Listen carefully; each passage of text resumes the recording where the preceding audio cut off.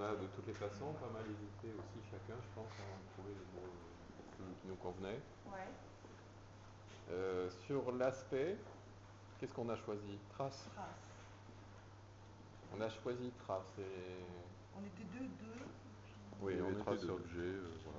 Mais trace a convenu assez vite à ceux qui avaient choisi objet.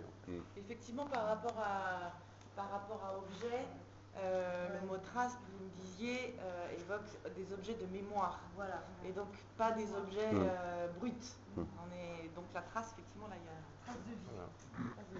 Voilà. Ok. Après l'action, on a choisi enfermer. Non. Oui. Si. Moi je Attention, note les deux. on avait dit on joue la cohésion. C'est vrai? Oui. Ah, mais je croyais qu'on était arrivé sur autre chose. Ah non. Alors, Et on serait arrivé sur quoi? pardon. Là, on est resté assez brut et basique. Ouais.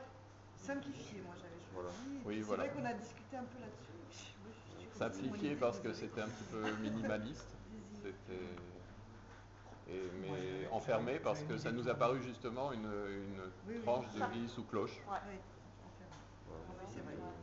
Un peu figé. Simplifié et pur. Premier degré. Voilà. C'est ça, il y a un côté premier degré, exactement, avec des étiquettes qui nous prennent pour des imbéciles.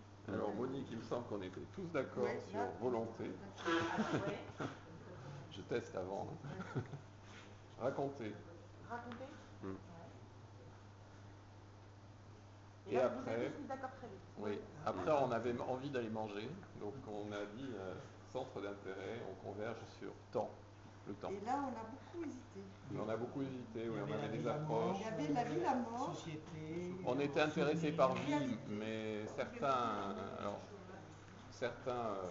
moi, je me suis accommodé de la mort parce que je trouvais que c'était en partie des objets morts. Mais d'autres ont dit non, ceux-là, ils existent toujours, on les a toujours, ils continuent à vivre. Après, on a parlé de souvenirs aussi, on a parlé de quoi d'autre? De société. Et puis, c'est en fait le temps qui nous a mis d'accord. Effectivement, vous parleriez de Boltanski comme un spécialiste de Boltanski, puisque vous avez à peu près tout évoqué de ses obsessions. Mais ce qui est intéressant dans la manière dont il questionne le temps, c'est ce paradoxe entre des objets qui sont effectivement enfermés, qui en même temps sont tellement intimes qu'on peut difficilement ne pas y projeter de la vie qui est partie. Il y a le côté état des lieux d'un quotidien qui est très daté, parce que les lectures, les armoires Ikea, je ne sais pas ce que ça vous évoque, mais moi je vois les années 70, quoi, c'est clair, on est là-dedans. D'où le fait, je pense que vous ayez évoqué ce mot de réalité, lien au réel, dans un temps donné, à un instant T. Mais par ailleurs, vous avez lu le cartel de l'œuvre.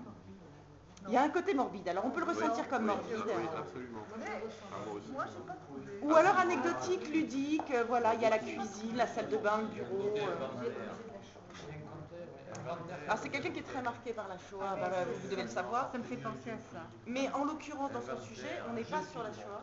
Et voilà, ce qui est très intriguant, c'est le titre, je trouve, qui s'appelle « Inventaire des objets de la jeune fille de Bordeaux ». Le côté anonyme, le côté jeune fille. De là aussi, de là qui veut dire. Vous parliez tout à l'heure, quand vous m'en avez parlé, là, plus ou moins conquis, plutôt agacé, de voyeurisme, d'exhibitionnisme ou d'intrusion dans l'intime. Là, il y a un questionnement très très fort chez Boltanski, c'est cette évolution des frontières entre notre vie privée et notre vie publique. On en reparlera dans les thématiques.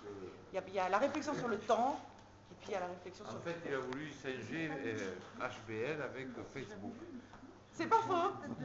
Tu vois, Henri, quand je t'expliquais que Twitter, Facebook, j'étais un peu rétif, c'est un peu pour ça. J'ai pas envie de finir comme ça.